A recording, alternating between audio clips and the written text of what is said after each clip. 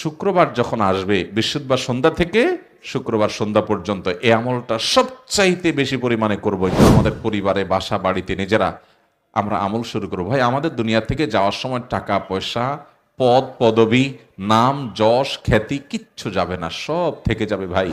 আল্লাহ তাআলা আপনাকে আমাকে দুনিয়াতে যতদিন বাঁচিয়ে রাখে, আজকের এই মাহফিল থেকে আমরা ওয়াদা করব, সংকল্প করব, জীবনে কখনো কোনো জুমাবারে এই তিনটি বিষয় ছাড়বো না। নিয়ত করে নিয়েছেন তো ইনশাআল্লাহ? আমি আজকে জুমার দিন উপলক্ষে, আজকের শুধু দিন নয়, জীবনে যত জুমাবার আসবে প্রত্যেক জুমাবারে এই তিনটি বিষয় বিশেষ করে আপনাদেরকে খেয়াল রাখার জন্য উদাত্ত আহ্বান রেখে যাচ্ছি। শুরুতেই আমি বলে রাখছি, শোনার আগেই নিয়ত করে নেন যে এগুলো যদি আপনার মধ্যে না থাকে তাহলে আজকে থেকে শুরু করবেন, আর যদি থাকে তাহলে সেটাকে আরো শক্ত করে আঁকড়ে ধরবেন ইনশাআল্লাহ। সবাই রাজি তো ইনশাআল্লাহ? শর্ট করে তিনটা আমলের কথা শুধু বলছি। নাম্বার 1, জুমার দিন 24 ঘন্টা সময়ের মধ্যে একজন ইমানদার সবচাইতে বেশি পরিমাণে যে আমলটি করবে সেটা হলো দুরূদ শরীফ পাঠ করবে। কি করবে? দুরূদ পাঠ করবে। নবী করিম সাল্লাল্লাহু আলাইহি সাল্লাম বলেছেন, আকসিরু আলাইয়া মিনাস সালাতি মিন ইয়াউমিল জুমআতি ওয়া লাইলাতিল জুমআহ ফাইন্না সালাতাকুম মারুদাতুন আলাই। নবীজি সাল্লাল্লাহু আলাইহি সাল্লাম বলেছেন, বাইহাকী সহ বিভিন্ন হাদিসে কিতাবে বর্ণিত হয়েছে, জুমার রাতে এবং জুমার দিনে তোমরা আমার প্রতি বেশি বেশি করে অধিক পরিমাণে দুরূদ পাঠ করো। দেখেন, সাধারণত নবী করিম সাল্লাল্লাহু আলাইহি সাল্লাম কোনো আমল পরিমাণে বাড়ানোর কথা বলতেন না। কোরআনেও আল্লাহ তাআলা আমাদেরকে আমলের কোয়ালিটি বাড়ানোর কথা বলেছেন, পরিমাণ বাড়ানোর কথা বলেছেন, কোরআনে জিকিরের কথা। আর নবী করিম সাল্লাল্লাহু আলাইহি ওয়াসাল্লাম এই হাদিসে আমরা শুনলাম তিনি দুরূদের কথা বলেছেন। কোয়ালিটি তো ঠিক রাখতেই হবে, সেই সাথে কোয়ান্টিটিও বাড়াতে হবে, বিশেষ করে জুমার রাতে জুমার দিনে। জুমার রাত জুমার দিন মানে বৃহস্পতিবার সন্ধ্যা হওয়ার পর থেকে নিয়ে শুক্রবার সন্ধ্যা হওয়ার আগ পর্যন্ত। বৃহস্পতিবার দিবাগত রাতটা শুক্রবারের অধীনে, আর শুক্রবার দিনটা তো আছেই। এই 24 ঘন্টার ভিতরে নবী করিম সাল্লাল্লাহু আলাইহি সাল্লাম বলেছেন, আকসিরু আলাইয়া মিনাস সালাত, তোমরা এই শুক্রবার রাতে দিনে আমার প্রতি বেশি বেশি দুরূদ পাঠ করবে, আমার জন্য দোয়া করবে। যত বেশি দুরূদ পাঠ করবে, মনে রাখবে তোমরা যে দুরূদগুলো পাঠ করবে পৃথিবীর যেই এলাকা থেকে, যেই প্রান্ত থেকে পাঠ করো না কেন, আল্লাহ তাআলার ফেরেশতারা নিযুক্ত আছেন, তারা আমার কাছে এসে হাজিরা দিয়ে রীতিমতো রিপোর্ট জমা দেয় এবং বলে, হে আল্লাহর রাসূল, আল্লাহর অমুক বান্দা পৃথিবীর অমুক দেশ থেকে, অমুক প্রান্ত থেকে আপনার প্রতি দুরূদ প্রেরণ করেছে। একসঙ্গে লক্ষ লক্ষ কোটি কোটি মানুষ যদি আমলটি করে, কোটি কোটি মানুষের রিপোর্ট এট এ টাইম নবী করিম সাল্লাল্লাহু আলাইহি সাল্লামের সামনে উপস্থাপন করার মতো টেকনোলজি, দুনিয়ার টেকনোলজি এবং উন্নত জ্ঞান বিজ্ঞান এর আবিষ্কার যে সমস্ত মানুষের মাথা থেকে, তাদের সৃষ্টিকর্তার কাছে এটা কোনো ব্যাপার না। একসাথে কোটি মানুষ যদি দুরূদ পড়ে তাহলে সেটা একসঙ্গে নবী সাল্লাল্লাহু আলাইহি সাল্লামের সামনে উপস্থাপন করার সুযোগ আল্লাহর কাছে অবশ্যই আছে।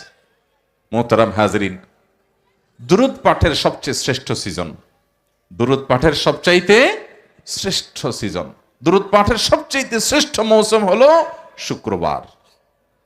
জুমার দিন সন্ধ্যা থেকে নিয়ে, বৃহস্পতিবার সন্ধ্যা থেকে নিয়ে জুমার দিন সন্ধ্যা পর্যন্ত উঠতে বসতে চলতে ফিরতে আপনি দুরূদ পাঠ করবেন। আল্লাহুম্মা সাল্লি আলা মুহাম্মদ ওয়া আলা আলি মুহাম্মদ কামা সাল্লাইতা আলা ইব্রাহিম ওয়া আলা আলি ইব্রাহিম ইন্নাকা হামিদুম মাজিদ। আল্লাহুম্মা বারিক আলা মুহাম্মদ ওয়া আলা আলি মুহাম্মদ কামা বারাকতা আলা ইব্রাহিম ওয়া আলা আলি ইব্রাহিম ইন্নাকা হামিদুম মাজিদ। এটা হলো সবচেয়ে শ্রেষ্ঠ দুরূদ, যেটা আমরা নামাজের মধ্যে পড়ি, সালাতের মধ্যে পড়ি। এটাকে বলা হয় দুরূদ ইব্রাহিম। এই দুরূদটা হলো সেই দুরূদ যে দুরূদটা স্বয়ং নবী করিম সাল্লাল্লাহু আলাইহি সাল্লাম সাহাবীদেরকে শিক্ষা দিয়েছেন, তালিম দিয়েছেন। অতএব এর চাইতে উত্তম কোন দুরূদ দুনিয়াতে আর হতে পারে না। অতএব এই দুরূদটা পারলে পড়বেন। এই দুরূদটা যদি পড়তে না পারেন তাহলে সবচেয়ে সংক্ষিপ্ত দুরূদ হলো সাল্লাল্লাহু আলাইহি ওয়াসাল্লাম, অথবা আপনি আল্লাহুম্মা সাল্লি আলা মুহাম্মদ ওয়া আলা আলি মুহাম্মদ, এটুকু পড়লেও দুরূদ শরীফ হয়ে যাবে ইনশাআল্লাহ। তাহলে ভাইরা, বৃহস্পতিবার সন্ধ্যা হওয়ার পর থেকে নিয়ে একজন ইমানদার নারী, ইমানদার পুরুষের সবচেয়ে বেশি আমল হবে শুক্রবার সন্ধ্যা পর্যন্ত 24 ঘন্টার ভিতরে অগণিত বার দুরূদ পাঠ করবেন, অগণিত বার দুরূদ পাঠ করবেন। ভাইরা আমার, আল্লামা ইবনে সাদি রহিমাহুল্লাহ বিশ্ববিখ্যাত মুফাসসির, তিনি বলেছেন যত দোয়া যত জিকির কোরআন হাদিসে আছে, ইমাম নববীর আল আজকার কিনেন, তারপরে যায় শেখ গাহতানি রহিমাহুল্লাহ, যিনি হিসনুল মুসলিমের সংকলক, এবং তার একটা লেখা আছে, বই আছে, বাংলা অনুবাদ হয়েছে, বান্দার ডাকে আল্লাহ সাড়া, এরকম আর অনেকগুলো দোয়ার বই আছে। এগুলোতে দেখবেন এত দোয়া, শত শত। ডক্টর খন্দকার আব্দুল্লাহ জাহাঙ্গীর রহমাল্লাহর রাহে বেলায়েতে দেখবেন অনেক দোয়া আছে। এই যে দোয়ার ভান্ডার, এত দোয়া, এই সব দোয়াগুলোর নির্যাস হলো 6টা। এটা ইবনে সাদি রহিমাহুল্লাহর গবেষণা। এর ভিতরে একটা হলো, তিনি বলেছেন এই 6টার মধ্যে একটা হলো দুরুদ। আপনি দুরুদ পড়বেন, এর ভিতরে অনেক দোয়া চলে আসবে। এক সাহাবী জিজ্ঞাসা করছে, ইয়া রাসূলুল্লাহ, আমি তো আমার নিজের জন্য দোয়া করব, আপনার জন্য কি পরিমাণ দোয়া করব? তো তিনি পার্সেন্টেজ বলতে বলতে, যে কথার কথা 4 ভাগের 1 ভাগ, 3 ভাগের 1 ভাগ, অর্ধেক।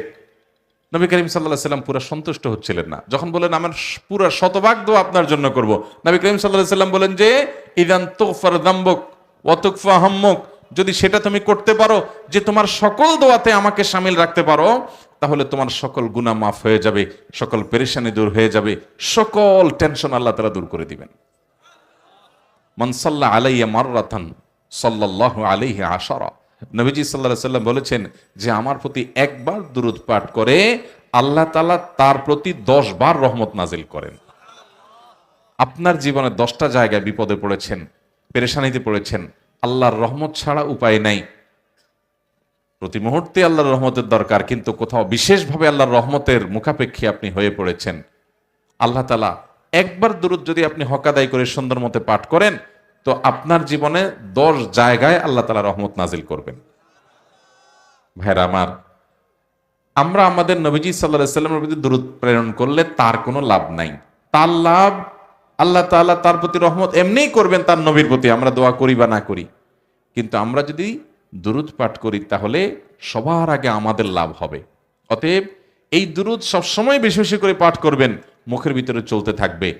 কিন্তু শুক্রবার যখন আসবে, বৃহস্পতিবার সন্ধ্যা থেকে শুক্রবার সন্ধ্যা পর্যন্ত এই আমলটা সবচাইতে বেশি পরিমাণে করব চেষ্টা করব তো ইনশাআল্লাহ।